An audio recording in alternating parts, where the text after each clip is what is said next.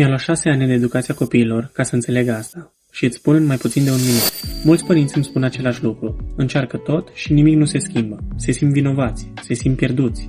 Și nu e vina lor. Și nici a copilului. Problema e că majoritatea locurilor unde ducem copiii îi țin doar ocupați. Nu îi formează. Și eu am fost acolo. La început, singurul meu indicator era: e fericit copilul? Și atât. Dacă se distrează, misiunea e îndeplinită. Până am înțeles că e mult mai mult decât atât. Un copil sănătos nu e doar un copil fericit tot timpul.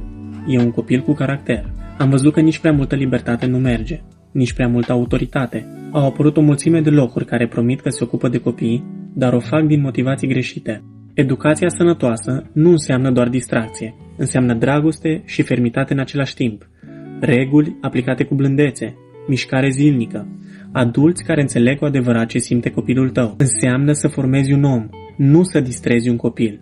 Și diferența asta schimbă tot. Când un copil are structură și limite clare și adulți care îl văd și îl iubesc cu adevărat, se schimbă. Și tu, ca părinte, respiri din nou. Urmărește-mă dacă vrei să vorbim despre ce înseamnă cu adevărat o educație sănătoasă pentru copilul tău.